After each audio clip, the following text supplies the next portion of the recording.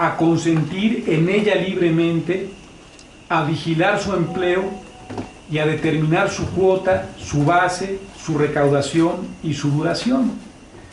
Insisto, mucho más desdibujado, pero creo que aquí está también la garantía de legalidad en materia tributaria. Después me quedé pensando, ¿no? O sea, me quedé pensando, ¿no? Oye, los movimientos más importantes de la humanidad, no sé, la Revolución Francesa, la independencia de Estados Unidos, la misma independencia de México, se han dado por el cobro excesivo de impuestos, ¿no? ¿Cómo no va a ser un derecho humano pagar impuestos justos?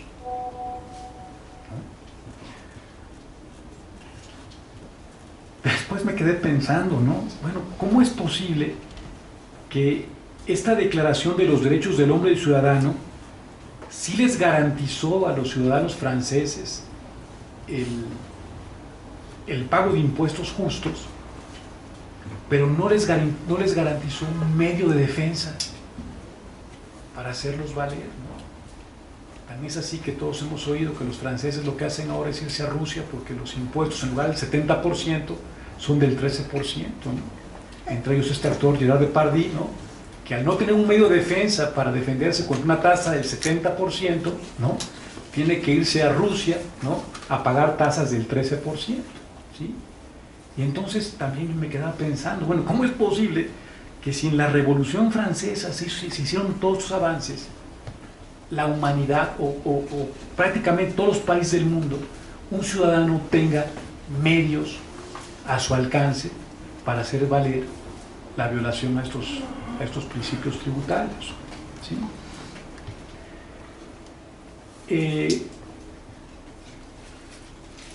Así que escribí esto, ¿no? Indiscutiblemente, estos dos preceptos son la base de lo que hoy conocemos como principios o garantías tributarias.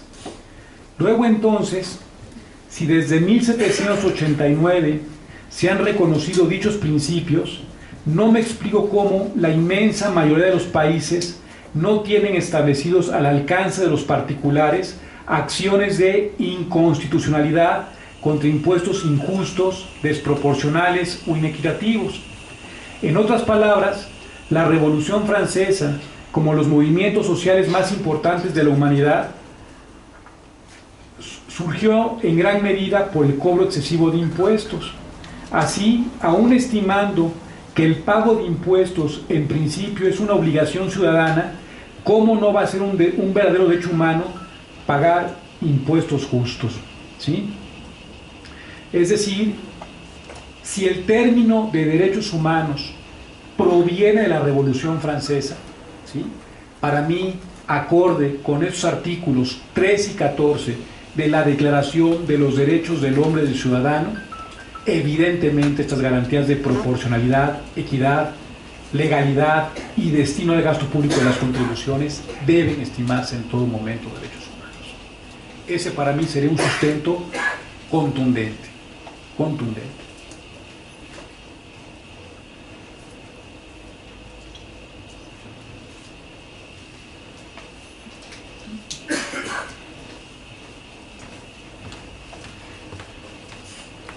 Después me queda claro que estaría el principio de no regresividad, ¿sí? Es decir, si México, aunque sea por jurisprudencia, reconoció que estos principios de proporcionalidad, equidad, legalidad y destino del gasto público de las contribuciones eran garantías individuales, creo que no puede haber marcha atrás para no estimar los derechos humanos, ¿sí? Porque finalmente las garantías individuales son derechos humanos positivizados, ¿sí? Claro, obviamente el gran enemigo a todo ello es que los derechos humanos son universales. Entonces no podrían estos principios ser derechos humanos en México y no ser derechos humanos en otros países del mundo, ¿sí? Pero a mí me queda muy claro, que desde luego debemos estar en presencia de derechos humanos, ¿sí? Y creo que sinceramente México debe pronunciarse al respecto, ¿sí?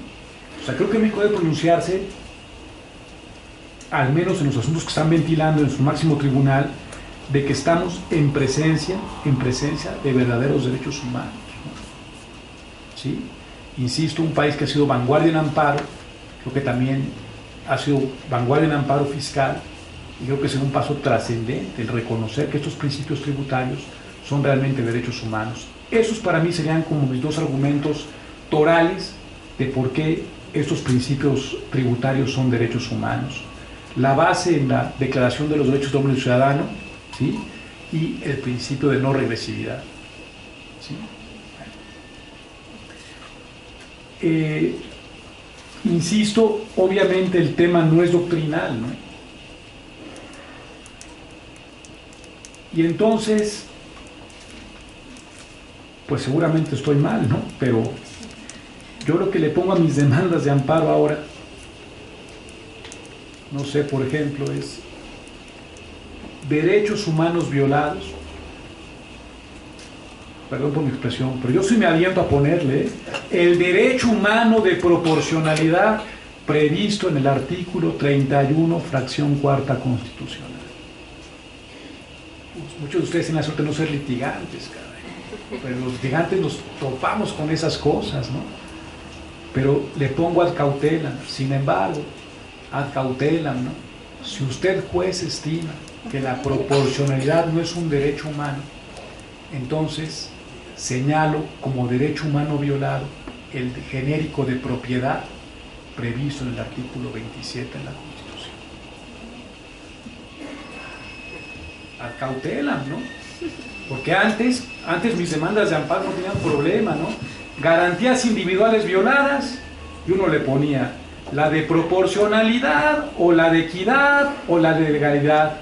Y me acuerdo en mi despacho, que es un despacho con mucho tiempo, siempre le ponían una partecita al final, ¿no? Aun cuando estas garantías no están en el capítulo de garantías individuales, acorde con tal jurisprudencia, se ha reconocido que son garantías individuales, ¿verdad? Ya no había problema con la admisión de la demanda, ¿no? Ahora el problema es ¿sí? Ahora el problema es ¿no? Derechos humanos violados, y entonces pues yo sí le pongo el derecho humano de proporcionalidad, pero ad cautelam, ¿sí? Invoco el genérico de propiedad. O cuando reclamo la equidad, derecho humano violado, el derecho humano de equidad tributaria previsto en el artículo 31, fracción cuarta de la Constitución, y lo mismo, pero ad cautelam, si usted pues estima que la equidad tributaria no es un derecho humano, entonces invoco como derecho humano violado el genérico de igualdad o no discriminación previsto en el artículo primero de la Constitución.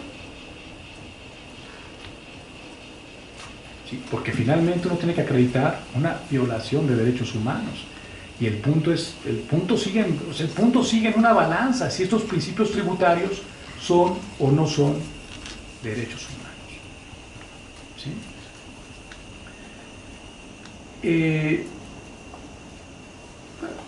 Curiosamente, siempre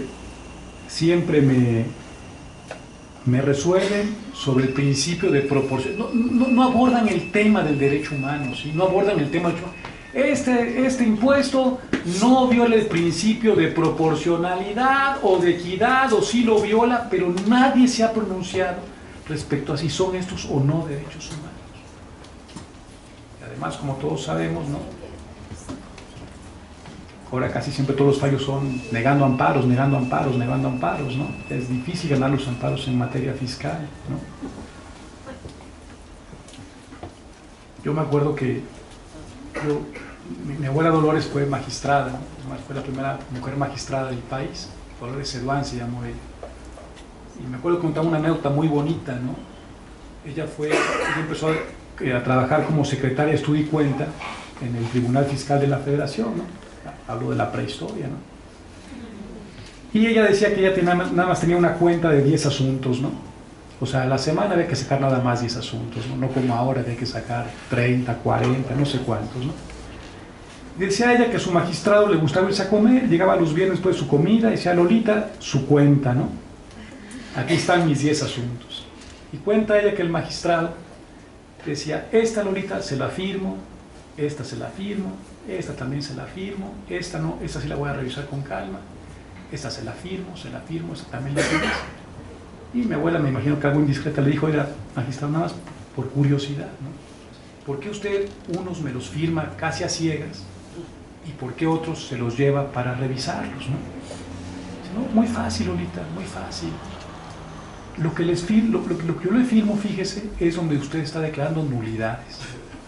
Estos tribunales están creados para proteger a los ciudadanos contra el gran peso del Estado. Así que si usted ya vio un vicio de nulidad, adelante, ahí está la firma.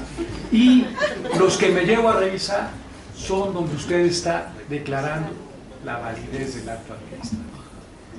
Yo digo que hoy en día, no hablo de los tribunales administrativos por no comprometerme, ¿no? Pero en materia de amparo yo creo que sería al revés, ¿verdad? Yo que el magistrado niega el amparo, se lo firmo, niega, se lo firmo. Cuando se dio el amparo, entonces sí me lo llevo a revisar, ¿no? Sinceramente creo que ha habido un cambio en todo ello, ¿no?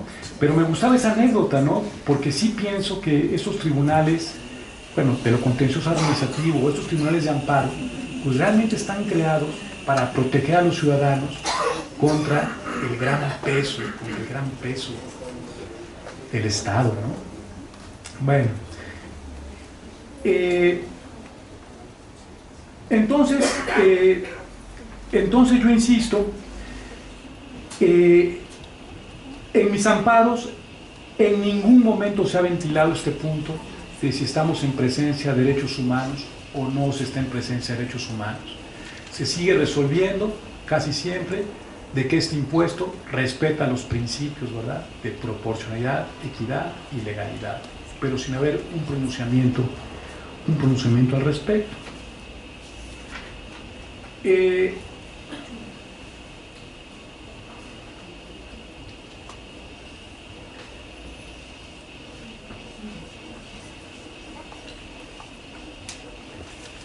Después, con el paso de estos añitos de esta materia, por ahí un alumno me dijo: oiga, ¿ya vio un nuevo derecho humano que surgió en Colombia, que se llama el derecho humano al mínimo vital?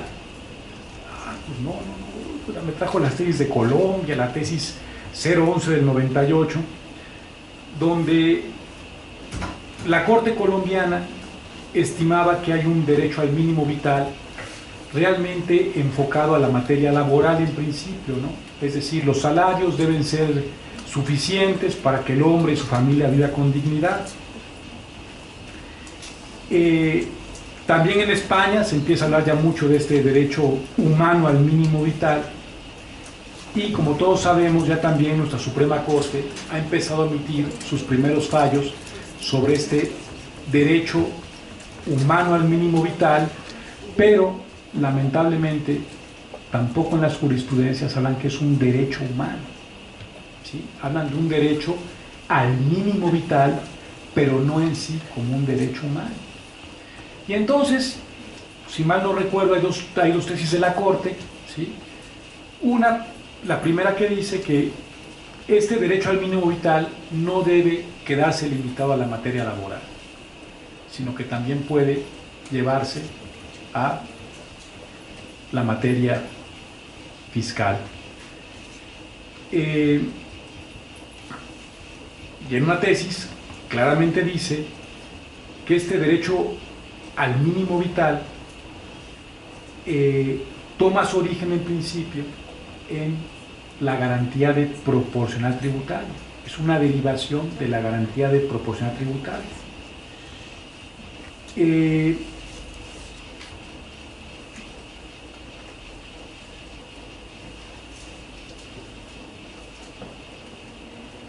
Básicamente esa jurisprudencia dice que el derecho al mínimo vital se configura como una proyección al principio de proporcionalidad tributaria previsto en el artículo 31, fracción cuarta constitucional, en el que tiene su fundamento, y consiste en que el legislador, al diseñar el objeto de las contribuciones, debe respetar un umbral libre o aminorado de tributación correspondiente a los recursos necesarios para la subsistencia de las personas, en el cual le está vedado ejercer sus facultades por no estar legitimada constitucionalmente la imposición de gravámenes sobre esos mínimos indispensables.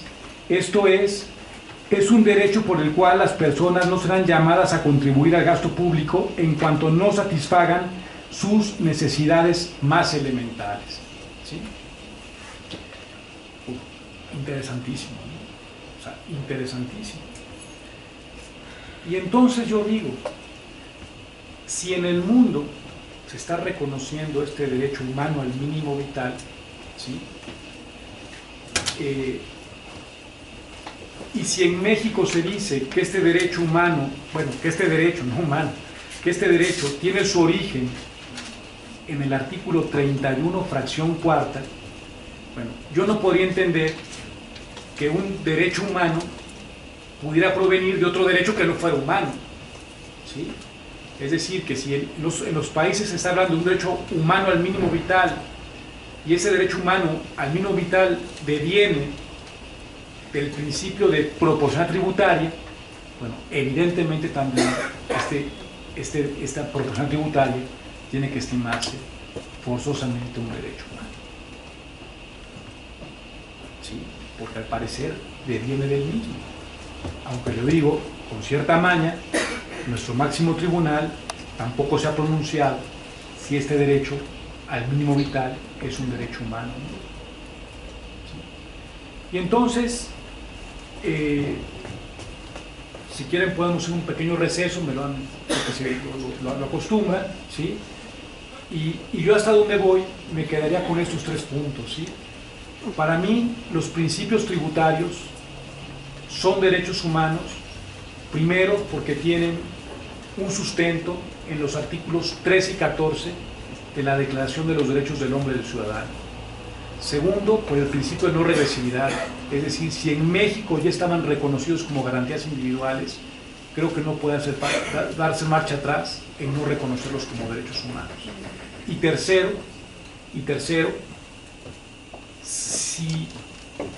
si el mínimo vital en muchos países se está reconociendo como un derecho humano y ese mínimo vital toma como origen la garantía de proporcionalidad, bueno, no podría entender que entonces la garantía de proporcionalidad no fuera un derecho humano, porque no podría entender que un derecho humano pudiera derivarse de otro derecho no humano.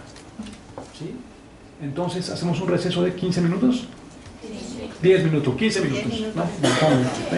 10.